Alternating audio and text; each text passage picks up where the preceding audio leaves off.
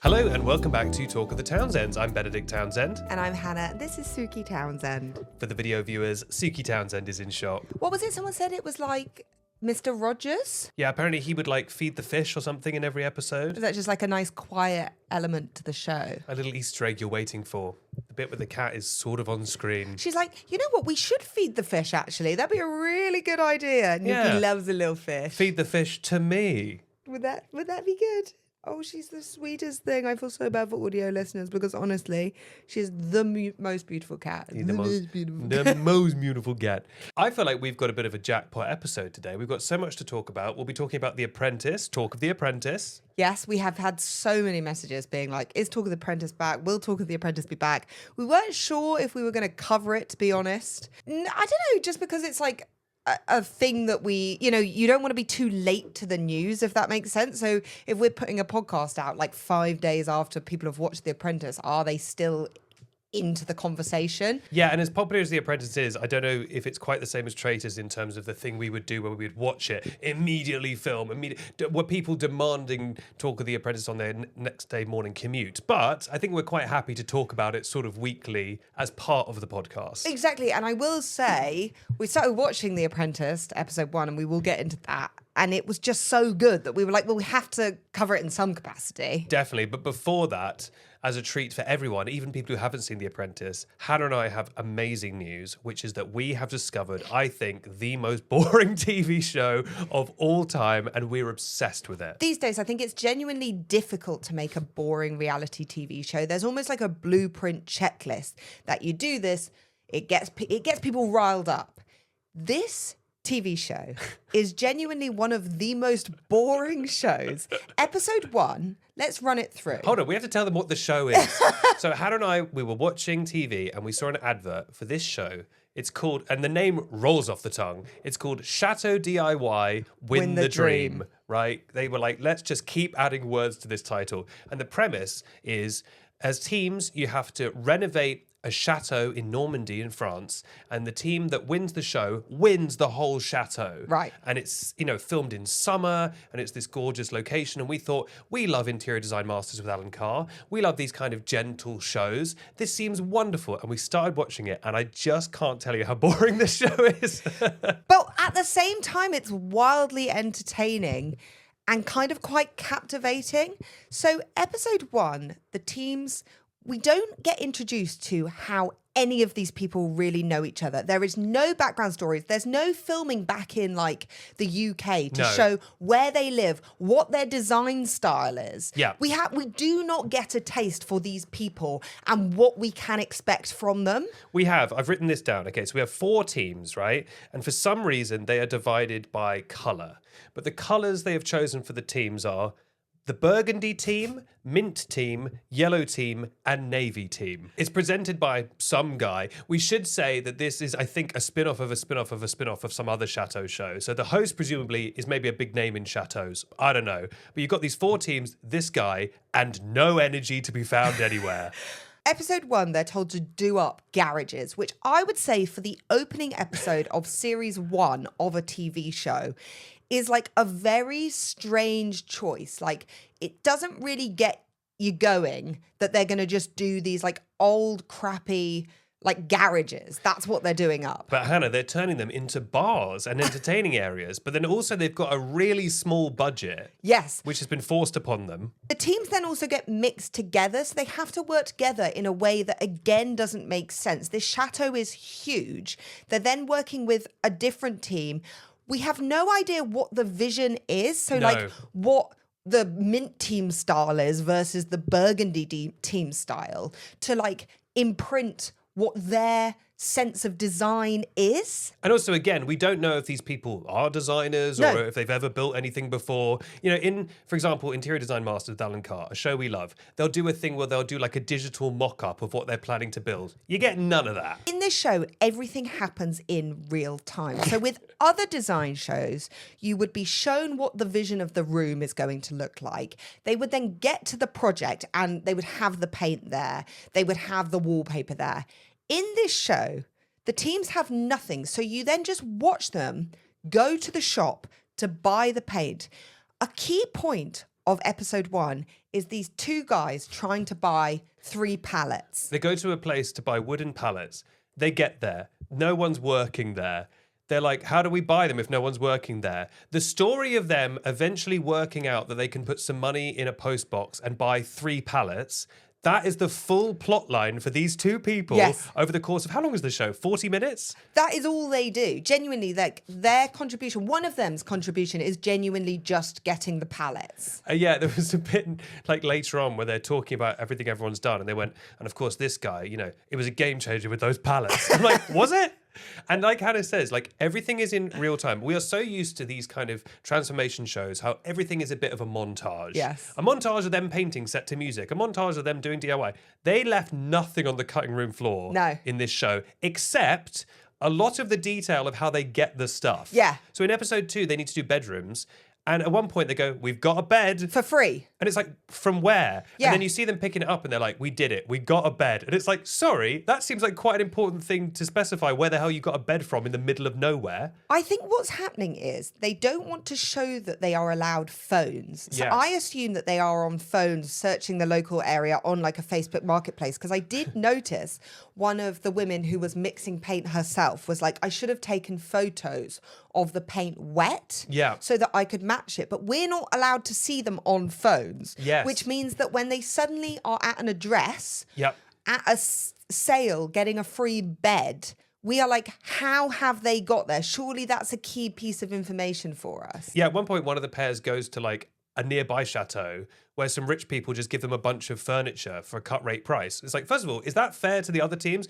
Second of all, how do they find this? Yes, we have no idea what the setup was. But honestly, there's something going on in this show. It's almost like there is an amulet in this chateau that gives everyone anemia, or there's some sort of gas leak because everyone is so unenthused to be there. Everyone's like, well, you know, we've painted the wall and I think that'll look really nice. Yes. There's a bit where they do a mini challenge, which they call a petite challenge.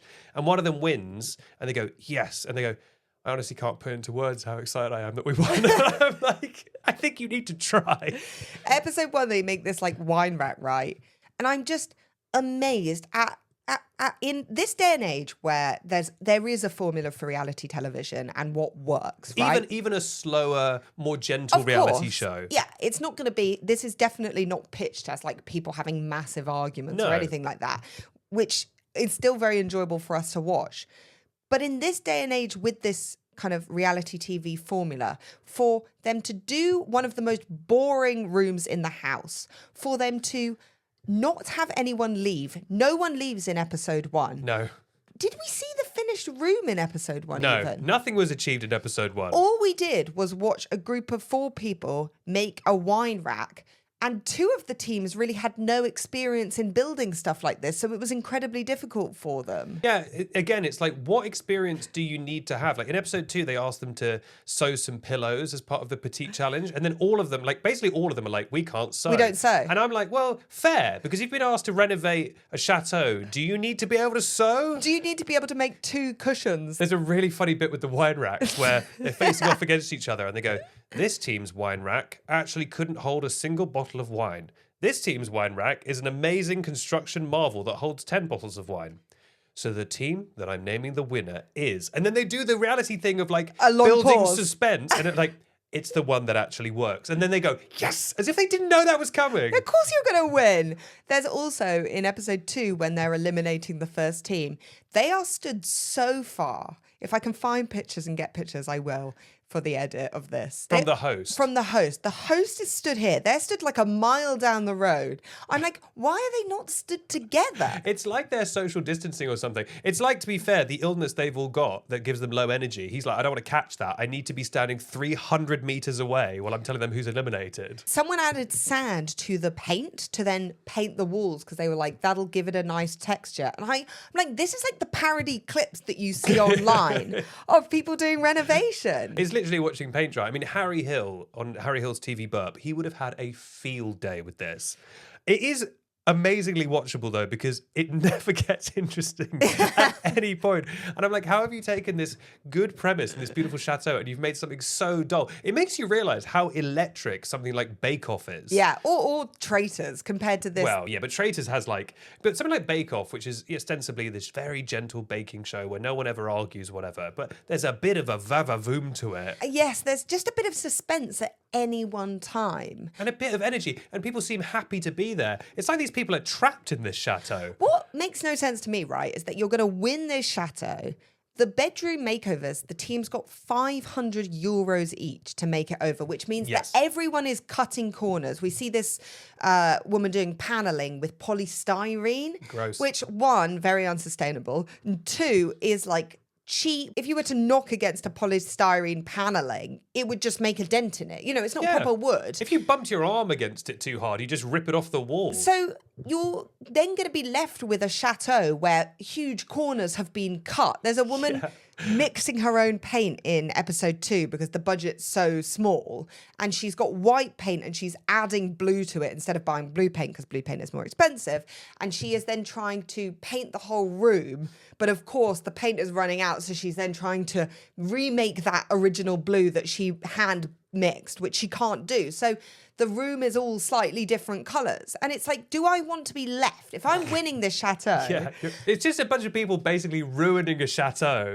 And then once it's ruined, you have to live there. Yeah. It actually makes... You have to live there with everyone else's design styles. Do you know what I mean? Yeah. I'm going to be living in a place where, like, my style might be like French country, and someone, you know, we had those people who put the, like, Colombian coffee sacks on the wall. Yeah. And I'm left with this crap. And as the judge said, he was like, oh, very, very French. Colombian coffee sacks.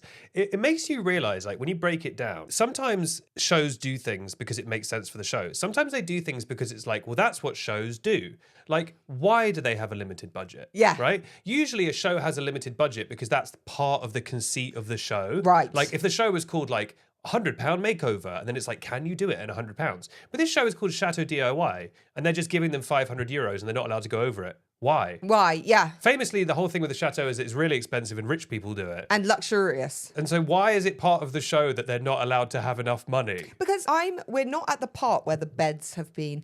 What mattresses are they getting on those beds for 500 euros? That is what's icking me out. Because they've got the beds, they found them at, you know, secondhand stores. Someone literally got a free bed, and I'm like, what mattress is going to be in that room? That haunts me. But maybe they don't have to fully furnish it. Maybe it's just like, you know. But other people who are applying to Chateau DIY win the dream, are they rich? Because if we got a chateau, you then have to upkeep a chateau in France. Like, Yeah, you got to heat it and stuff. yeah, and run it. What would we do if we owned a chateau in France? What would we do? Well, because all these people, like, it lists their jobs and they all have like very normal jobs. And it's like, don't you have to be like a millionaire to like run a chateau? Yeah. Are these people all secretly millionaires?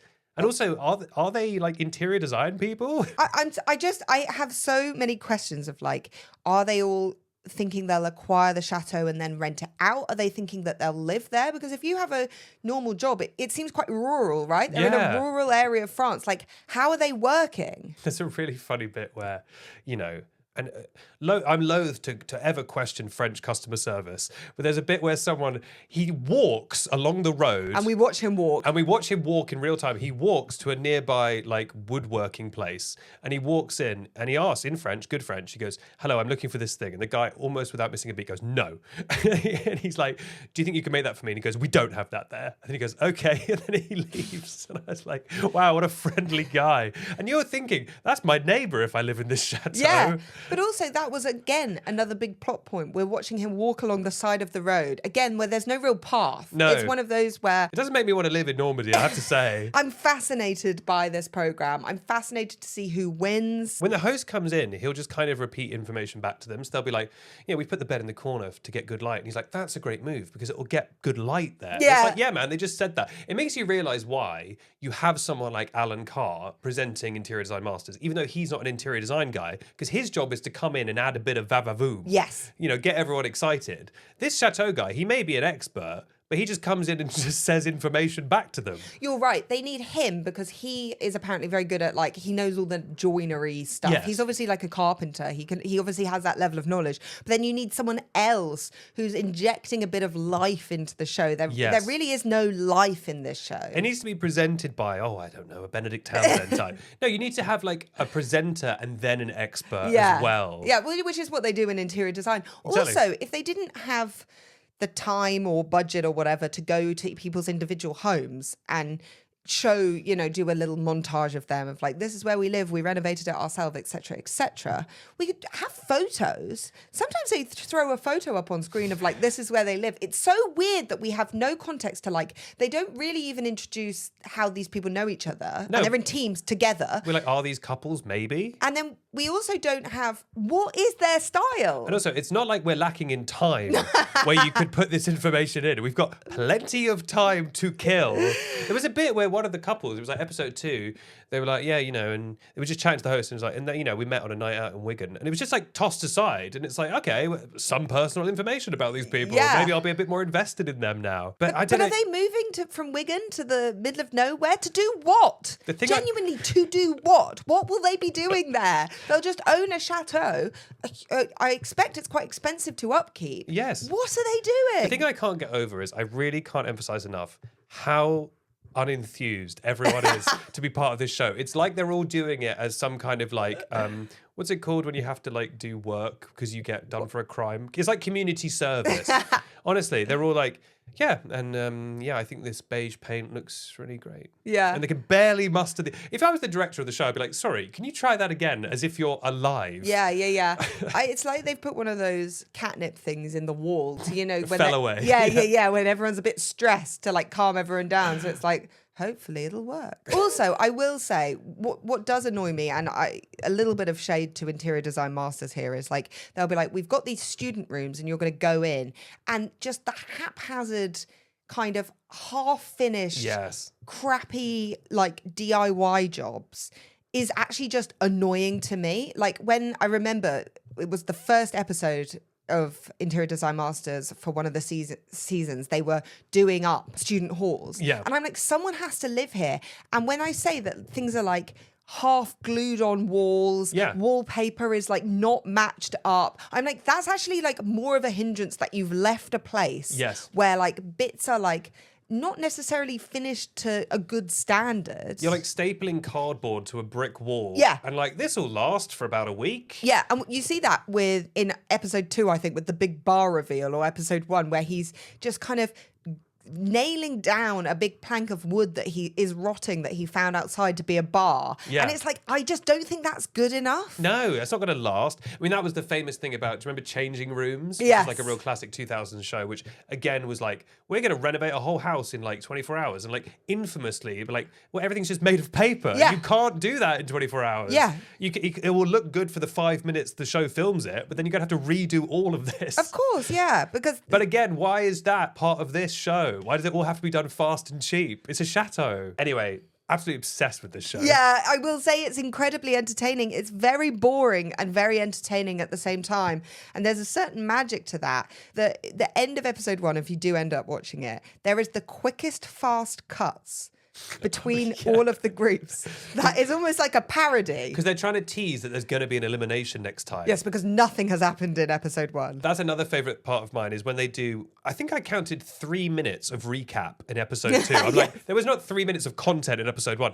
But when they do the beginning of the episode and they're showing like highlights and exciting moments coming up, it's just people going, cool, blimey. Oh, I hope this fits. Because there's no exciting moments. They have to find any time someone says anything. But then they're cutting between the teams. It's like doof, doof, doof, doof, doof, doof, doof, doof, doof. And then when someone does get eliminated, they all start crying. And we were like, where was this whoa, passion before? where was this emotion before? I mean, I guess it's sad because it's like, wow, I don't get the chateau, and that does suck. No, but the other teams are all crying. Everyone is crying. It's like, what, they're all mates now? Well, maybe it was just the idea of going from the chateau. It is hard when someone standing 400 feet away tells you that You're not winning the dream. That you're not winning the dream. You're not winning the DIY dream. Anyway. Even though you spent a good 40 minutes acquiring 3 wooden pallets.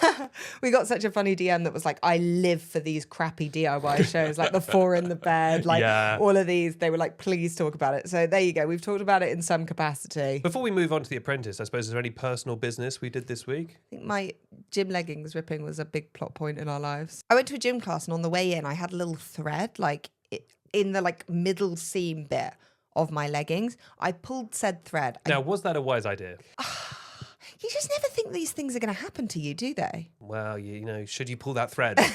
It's a famous question. But otherwise, I would have had a thread hanging down my middle, and I thought, well, that would be embarrassing.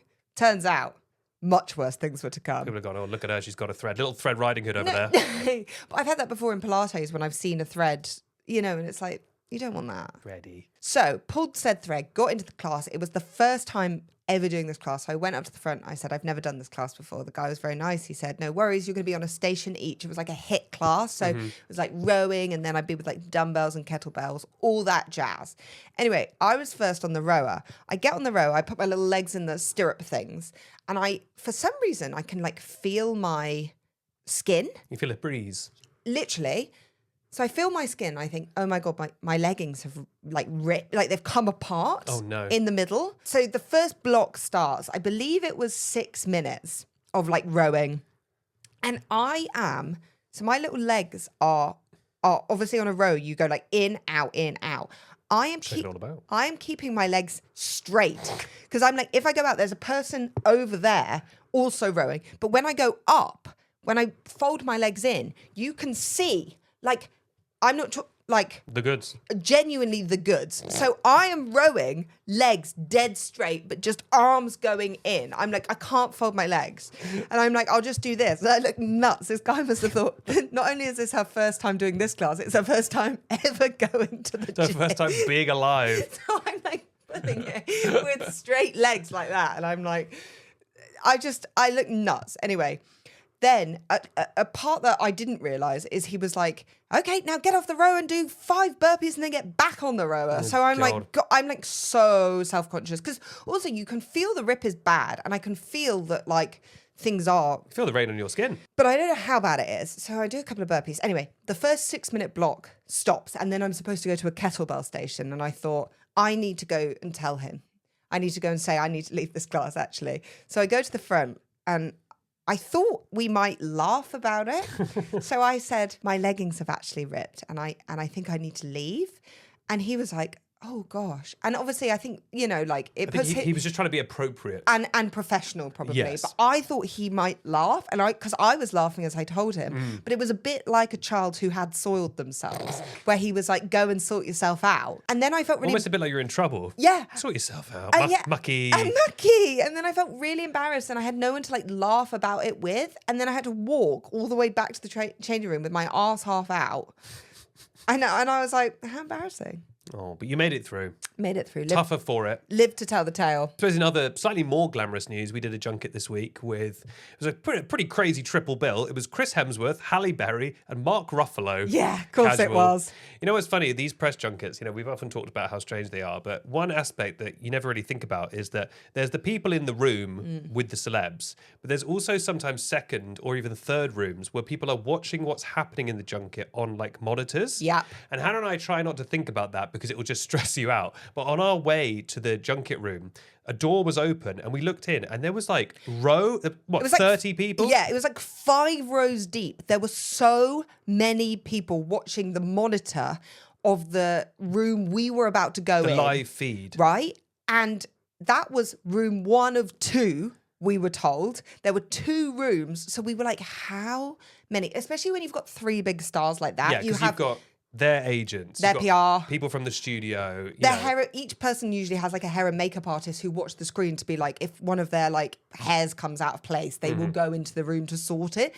But neither of us mentioned it to each other. We clocked the room, saw, you know, basically. You know when you both see something and you both just like, neither of us is going to acknowledge that. of how stressful that is. When you do something and it's filmed, you have an abstract perception that like people like lots of people might see it when it posts it online, but you can't see those people, and Yeah. it's all a bit abstract. But like when it's just physically, there's like 2 rooms of people next door, Yeah. waiting for you to mess up. Yeah, because sometimes you go into a junket and there's like way more people in the room than you expect. Yeah. I remember one junket we went into, there was just such a considerable amount of people in the room, which did make me more nervous because then it feels like instead of like an intimate chat, it feels like a performance that people are listening in on. Yeah, So- because they're all sat silently staring at you. yeah, because what else is there to watch? I remember when I interviewed the Jonas Brothers, name drop, but there was like quite a lot of people. It was at Disney HQ. There was loads of people in the room, which was nice because like if I or the brothers said something funny, they would laugh. Get a laugh. So there was a bit of a vibe in the room because that was obviously quite a chill interview, but also it was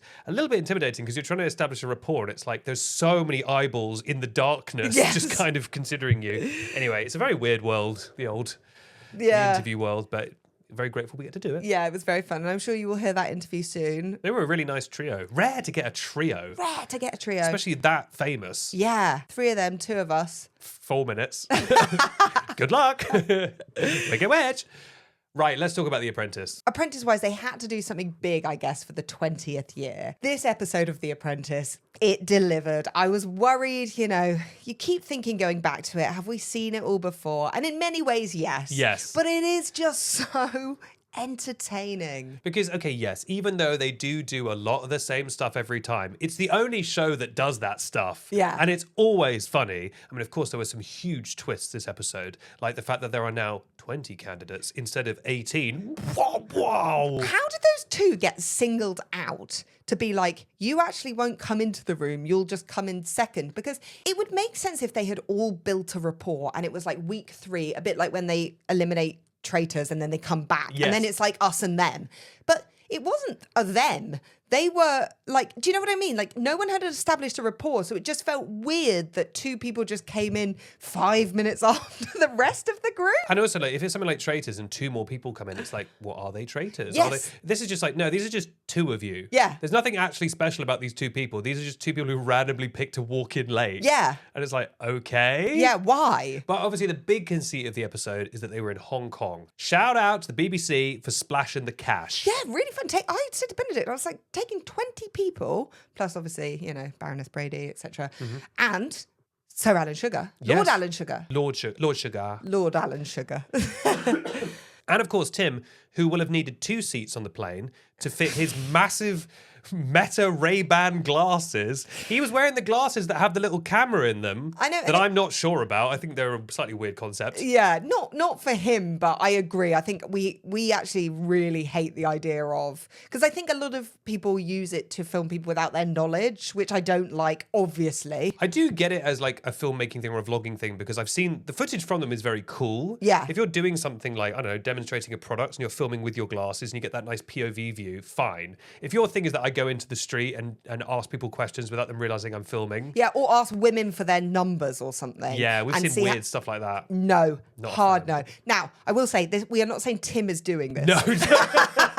I would. Hi, Baroness Brady. We're absolutely not saying that Tim is going around with these glasses doing that. We're just saying we don't like the concept of the glasses. Now, And also, they are the biggest, chunkiest glasses you've ever seen on his head. with a crazy glare on them, I'm Yeah. surprised that filming is not like it's a little bit. He also does Tim need glasses? I feel like he's not usually wearing glasses. Well, maybe he's got a new prescription. All right. Maybe he does. But the second it cut to him, I was cracking up. I was like, come on, Tim. It's quite nice that he was the first ever winner of The Apprentice 20 years ago, and he's like still part of the show. I know, I like Tim as a No, concept. I know. I'm just saying it as a new point. Yes, and he's always been a tech fan. He's always got his little iPad with the keyboard that he's pretending to type on as the teams do badly. And my God, did the teams do badly. It was genuinely shocking, wasn't it? It was like 6 hours later, not a single product. They started as always, even though it's been 20 seasons, they still will divide them into girls and boys. Yeah, when will that stop? Do we need to be doing that? Yeah. Seems it's a really archaic thing to do, personally. In the opening montage where they were split, I was like, I cannot believe. I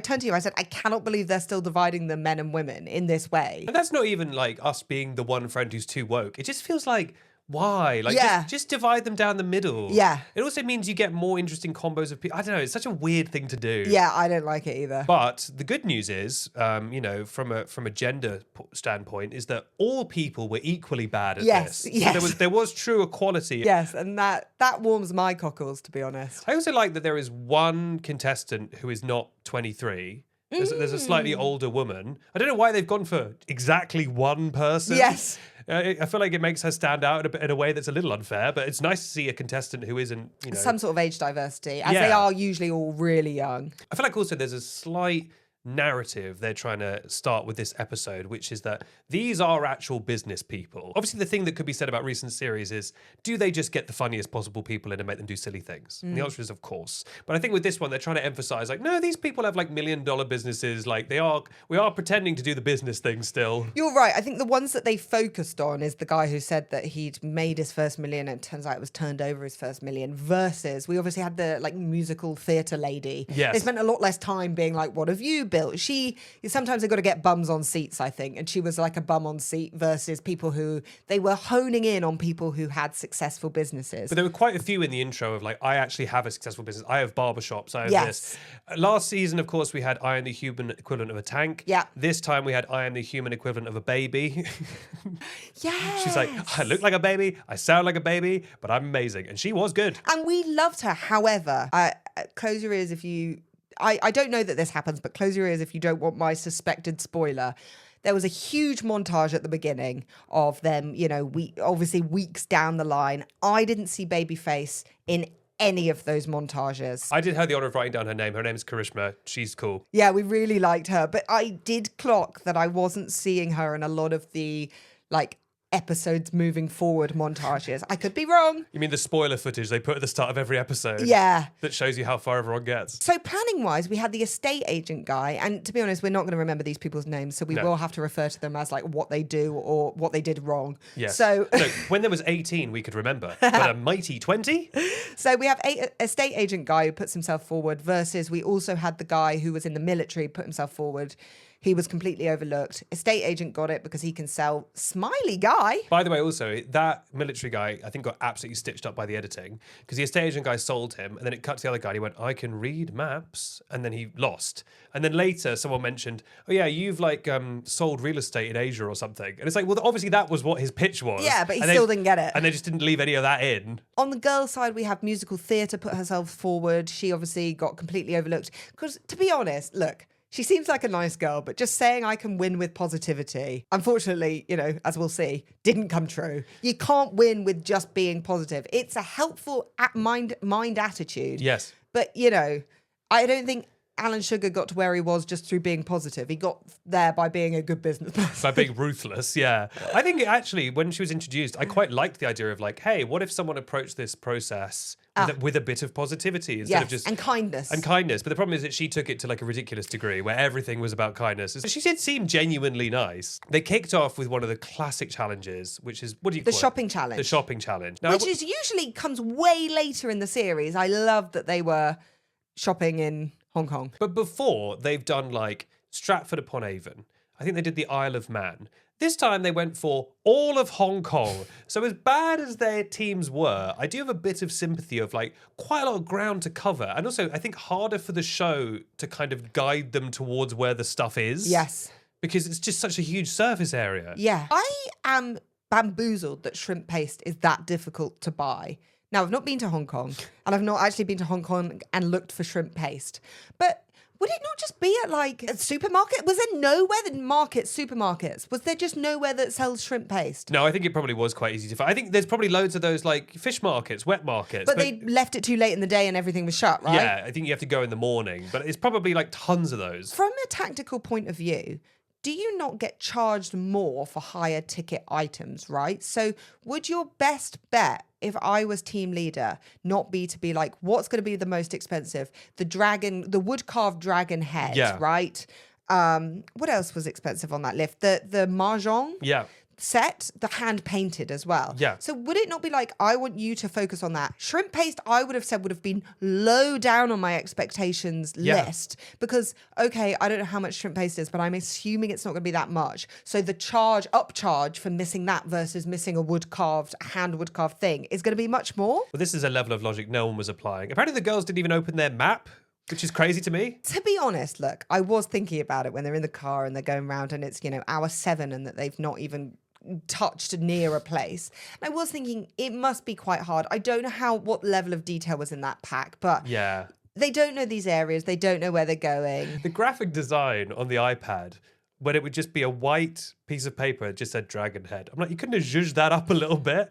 It's a weird challenge of like, they're not allowed to use their phones, which is what they would use in the real world. A lot of these are really specific items that they might not have heard of, like what was the golden egg or something? The pineapple. The golden pineapple. Yeah. And it's like played for comedy that these people don't know what these things are. But it's like, why would they know what a golden pineapple is really in business? Yeah. When it comes to The Apprentice, what I don't understand is when you get an opportunity like we saw this week where they went into an English teaching centre, right? Yeah. Where they had someone who spoke perfect English and could help them. Would you not get the book out and go through every single thing and say, where do you think, where do you think, where do you think, what is this? Because the girls still didn't know what some of the items were. No. Why didn't they seize that opportunity? Are they not allowed? They asked one question about the shrimp paste, which they were hell-bent on getting. Why would you not seize that carpe diem? Yeah, honestly. And then in the boardroom, someone got criticised for suggesting they go into the English language school and asking for advice. It's like, that's the smartest thing they did all day. It's not their fault. She ended up giving bad advice on the whole boat situation. Well, I think she gave fine advice and they did it wrong. Well, possibly that's the option B. Yeah. But you can't blame someone for coming up with an idea that worked out. They did meet someone who spoke good English. Yeah.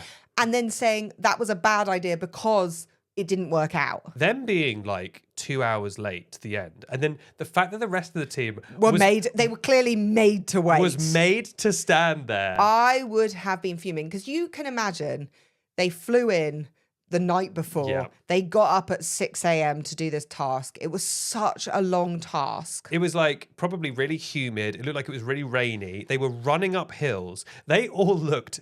No, I don't mean this in a mean way, but they looked destroyed at the end of this challenge. Because they also had to run up all those steps. And to do all that and then just be made to wait. They were like, the boys have gone home. Baroness Brady's gone home. Tim's got... Like, they must have been fuming. I did like the moment where the boys won and then they started celebrating. And I literally turned to you and I was like, why are they celebrating? And then Lord Sugar was like, why are you celebrating? You've just lost slightly less. Yeah. They both did so badly. It was very clear, though, that the boys were going to win. Because they had like an item, right? Well, they... I would say a high point of the episode was when that guy was playing the musical. instrument. In all fairness to the boys, you don't want to disrespect another culture. No. That he wanted to show off something that they, this item. I know Lord Sugar was like, you should have just stopped him and left.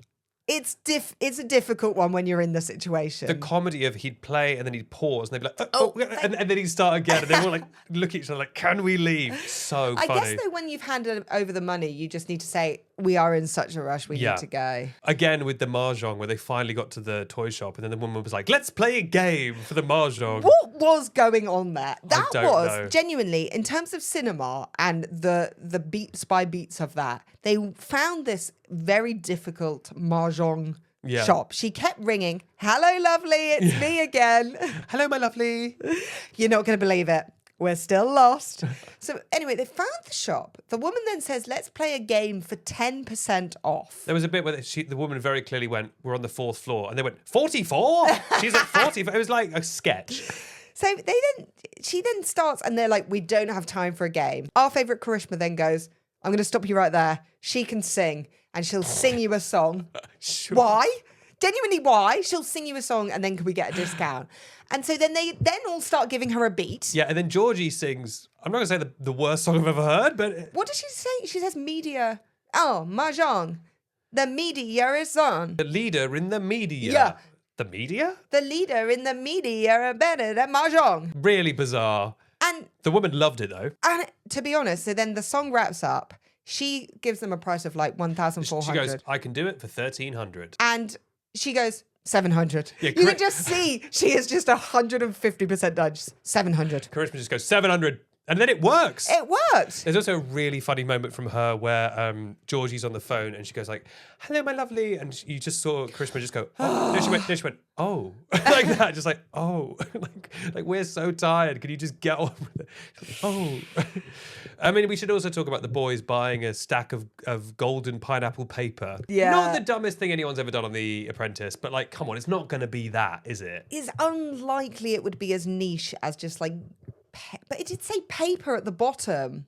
Yeah. It did say golden pineapple and then it said paper. So It's not the wildest mistake ever, but it is a little silly. yeah, But it looks like, unfortunately, for the 20th year in a row, we are hooked. it was great, wasn't it? It's just, there is no show on TV like it. It's maybe the best comedy show on TV. I knew it was going to be a double firing. I said to you, they'll get rid of 2, especially when he made them pick. Both had to bring back people. Yeah, yeah. So did team leader and sub team both win? Them bringing Alan Sugar over is pretty cool. And also that boardroom, when they went in and he was looking out the window, and I'll say it, just aura farming. Yeah. He was absolutely mogging on all of them. When he was like, "You don't think you'd come here and I wouldn't be here?" I was like, "Yeah, because you barely turn up to briefings in London." Yeah. I was like, "Yeah, I actually am like gobsmacked that you are in here." It'll be like 7 a.m. at the Natural History Museum. And then there'll be a video of like, "I'm sorry I can't be there today." It's Yeah. like, don't you live here? Yeah. So when he was like, "You didn't think I'd miss this?" I was like, "Yeah, I absolutely thought." You've always missed this. I assumed the boardroom would be back in the UK. I like that he was like, "I started my business in Hong Kong." It's like, did you? Yeah, I thought he was famously selling things out the back of a truck in like round markets in Like the the East UK. End. Yeah. Maybe it's like one of his businesses. And with that, we come to the end. If you haven't already, please make sure to follow the show. It's the best way to get brand new episodes. And if you've enjoyed today's episode, why not give us a little 5-star rating? And rate 5 stars and comment Chateau. Chateau Pineapple. Chateau Pineapple. I'm Benedict Townsend. And I've been Hannah Townsend. This has been Talk of the Townsends. Goodbye. Bye.